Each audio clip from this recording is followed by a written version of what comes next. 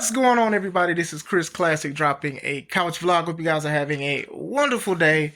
Nobody tells you today. Remember that God loves you, Christ loves you, and I love you as well. I'm definitely about to go to the store, but it is hot in Indiana. It is super hot. I saw a statue pass out. It is hot. The ice cream man ain't even selling no ice cream. You don't hear nothing. Like, it is hot outside. This is that weather that your parents, grandparents will tell you to come back in the house because it's too hot. Those used to be the best days. But still, make sure you subscribe to the Take It Home podcast, where I talk about professional wrestling topics and I interview wrestlers, and I'll put up my matches as Classic Alpha, a professional wrestler of 13 years.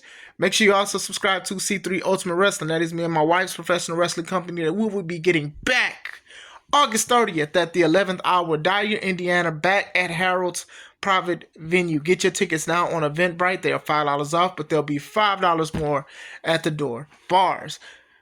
Has AEW gotten better or worse since Punk left? I will say it has gotten more worse than it has gotten better, if that makes sense.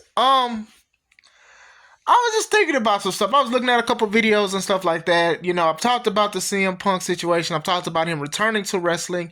I've talked about the fallout with AEW. I've talked about the other fallout with AEW. Then we've also talked about his return to WWE. So I'm looking at AEW as a product, and I'm like, okay, well, you know, CM Punk is a star. He's a legend in his own right. But then it's just like, what about the people that y'all do have? Guys that are former world champions and guys that are world champions through AEW's banner and stuff like that. And it's just like, they aren't saying anything that is as compelling as what Punk did. Now, I'm not going to sit here and say I agree with every decision that Punk has made. When he was in AEW, we talked about him putting his hands on people. We talked about him doing certain things that he shouldn't have done as a professional wrestler. And I've also talked about Tony as a company owner and some of the wrestlers that he should have had in line. I've talked about all of this stuff, but I'm looking at this stuff. I'm looking at ratings. I'm looking at all of it. I'm like, man, they haven't had 1 million in a while. The last time they had 1 million, for what I've read, is in 2023, and that was like the year Punk left. Yeah, they barely even cracked 800,000. Now, I'm going to speak to y'all about ratings. Now, I'm not a big ratings person, but I do like bringing up stats and facts, right? I know a lot of people who are diehard AEW fans. You have the right to be a fan of what you want to, but it's funny to me when people say, oh, well, WWE has more ratings and stuff like that, or AEW's ratings aren't that good. It's funny that didn't matter until Dynamite was beating NXT a few years ago. Consistently, they was beating NXT and stuff. And eventually people was like, oh, well, this is supposed to be the best wrestling because people touted NXT as having the best wrestling.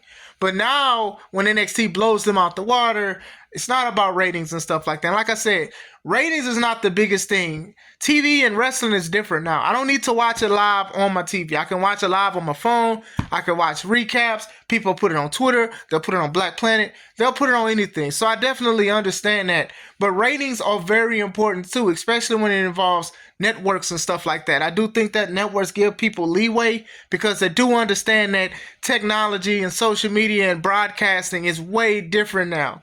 But to not have 1 million for over 2 years, that is kind of crazy. And the last time y'all did, it was around the time where Punk was there. I don't think he was on the show the last time they had $1 million house. But when he said that, he, the one who built the $1 million house, he was not lying. He was not lying at all. And I think that is something to think about. You know, in wrestling, one of the biggest things that we say that nobody is bigger than the company. And I do agree with that. But a lot of people can leave a huge void in a company. And I think that Punk is the huge void that is in AEW. And they have nobody to fill it or complete it at all. CM Punk, decent wrestler. He's not as good as he was, obviously, but he still does storytelling. I love the storytelling thing. He's great. The promo stuff and all that. And I think he does try to get the best out of anybody by any means necessary, regardless if he likes you or he hates you. But I do think that there's just nobody there that can just fill that void or overcome the void and like make people forget. It just won't happen. I mean, Adam Copeland, formerly known as Edge, he's there. And it's not helping He left. He got injured. It's just not helping. All of these guys that were before CM Punk, and people were like, okay, well, they're bigger stars, and maybe they are to a certain extent. But as far as people looking at it, it's different. I'm looking at the AEW product, and it's like I'm liking some stuff, and then I'm not liking stuff. I don't like the random matches sometimes. Sometimes they're necessary, but it's just like, oh, I'm just gonna call you out, and then that's it. Like, I don't like that. Like, don't get me wrong, WWE has their own things and problems and issues that I have that I've spoken about on this channel.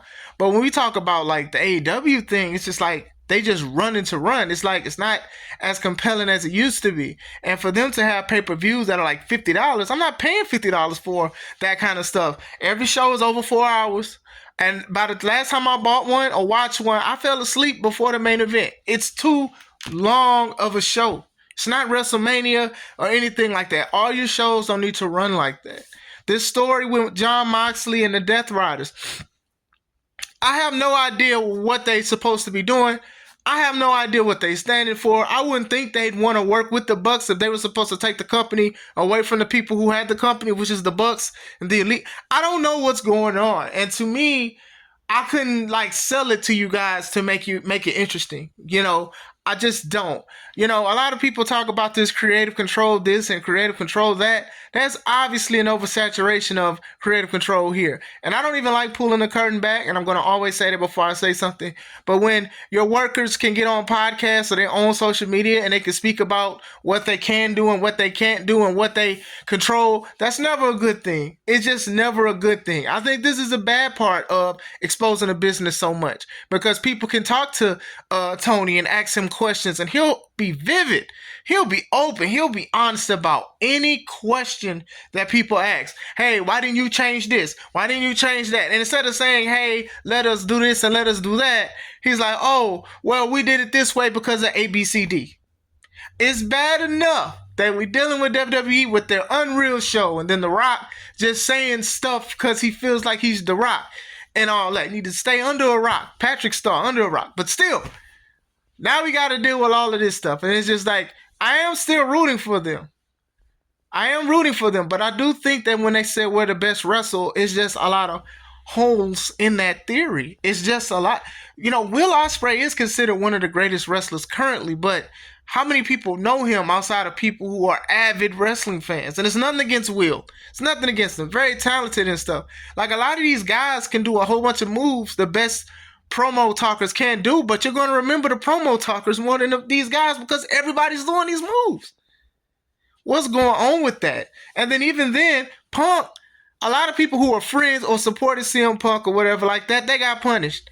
Ricky Starks was an advocate for CM Punk and stuff. And CM Punk tried to have stories and matches with him. They had good matches and decent matches. And then they wound up just benching him. And then now he's Ricky Saints on NXT. FTR was there before CM Punk and stuff like that, and I felt like they should have been treated better than what they was. Yeah, they are AEW tag champions and stuff, but they should have had those belts when they had all those other belts from other companies.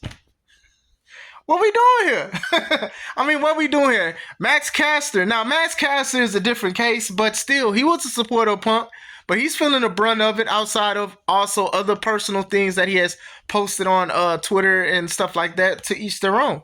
It's like, even if you say you're a friend or you share a picture of him, it's going to be a problem. Or it looks like you're going to be punished and stuff like that. Camera cut.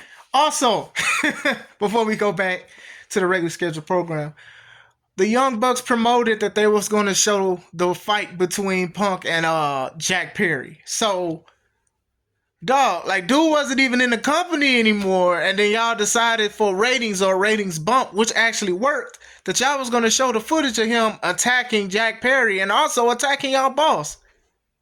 Or lunging after y'all boss. Like, what was the point of that? Y'all had no reason to show that. That didn't need to be public knowledge anymore. Nobody needed to share that video. So it's just like, instead of moving on, y'all had a problem. That was some nasty work. I'm just saying. I do think that it is a void that they have not filled. It doesn't look like they're going to fill it. It does not matter which guys who we love they try to bring in. Adam Copeland, Lashley, MVP, Shelton. Love those guys to death. You know, I'm a big fan of those guys and stuff. But it's just nobody just outstanding on the promo game. Now, MJF is you could say MJF, right? But at the same time, they put him in so much stuff. People are low key kind of sick of him because they want to see somebody else. They want to see somebody else that's great on the microphone. Now MJF with the Hurt Business, which I'm not a fan of, by the way. I'm definitely not a fan of, especially because it's the Hurt Business, Hurt Syndicate. Oh Lord, these names. The Hurt Syndicate, excuse me. They're the Hurt Syndicate, and now MJF in it. He's dressed as MVP, which is entertaining and stuff like that. And they're beating up people. They hurt people, and it's cool, but eventually that's going to take its toll too. You gave Lashley and Shelton the world title when Lashley and them should be going after the world, especially Lashley should be going after the world title. Like, to me, it made no sense that you guys have a group called the Death Riders that is beating up people. They're not even going face to face with Lashley, MVP, and Shelton, now MJF, because the Hurt Syndicate. They supposed to hurt people, so hurt people, something like that. We're not getting none of that stuff, and we see this revolving door of certain things. Do not understand the point of Moxley having the belt. We haven't seen the belt in a long time. He's put the belt in the bag. CM Punk put a belt in the bag too. He carried it for a little bit, but at least he let it breathe for a little bit. That belt probably stank, smell like 12 cans to bounce that thing like you can't no more. Like, I'm just saying, like, I'm trying to find something. I look at the stuff, I look at the product, I look at some of the matches and stuff like that, and it's just like, these guys do need to build bigger stars. They need to invest in that. With the ratings, I'll be honest, and I give them grace. It's gonna be difficult, and I think they knew that they was fighting uphill. But like I said, don't let the rock start going down because of the bad decisions that you make. You know, you got to take control of your company. You got to make it feel like a great company. You got to make it stand out and stuff like that. I just showed the video that I was talking about where MJF went against Mystico, and MJF took a Canadian Destroyer, and then he kicked. He gave him a slappy thigh kick to Mystico and pinned him. And then the commentator was like, oh, it was a reflex. That was not a reflex. That was trash. And WWE does some things like that too, and I don't even give them a pass about it. I'm just saying, you can love it, you can watch, you can be a diehard. I'm not sitting here trying to advocate to watch WWE because, like I said, they got their own problems too. But like I said, they are still reeling from CM Punk not being there. They are reeling from them. They're not begging him or whatever. Obviously, they're not technically missing them. They are still trying their best. But y'all got to develop bigger stars and stuff like that. Moxley is, what, a 4-time world champion? Chris Jericho wins world titles from now and then. And y'all got to do something better. Y'all got to do something different. And I think that's what it is. You just need something different and something fresh. Wardlow was something fresh that y'all didn't pursue. Y'all didn't finish up. Hobbs got hurt, but even before that, y'all wasn't utilizing him right. Ricky Starks could be that guy, the anti-MJF. They could have been doing a whole bunch of stuff. Swerve Strickland, y'all took the belt off of him too early. Y'all took it too early. Y'all let Bryan Danielson beat him, only for Danielson to have it for a month, losing it to Jon Moxley, who has it in a bag that stank. Come on, man. What are we doing?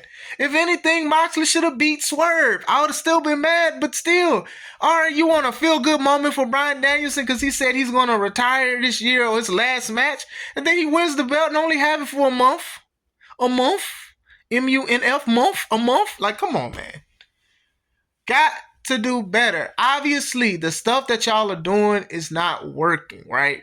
And even with WWE, right, when they were the only big dog in town, nothing was working, but they were still getting views and stuff like that. Not saying the best, but they were still getting views. And then when AEW came in town, it made them change. Now, AEW is a staple in wrestling through its own right, through certain things. Some people are going to debate and say AEW is the reason why WWE stepped up. You can say that. You can argue with that. I'm not bringing up facts. I'm not bringing up files. I'm not bringing up evidence.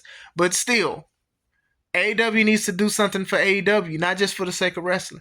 But that's how I feel. I do feel like Punk has left a major void, and I feel like it's not a void that they are going to overcome because of the decisions that they continue to make. I do think Tony needs help, and I also think he needs control of his company. But what do you guys think? Do you guys think that they need like a big star or something? Do you need a change in the direction? Let me know. I hope you guys have a wonderful day. This is Chris Classic. Let's take it home.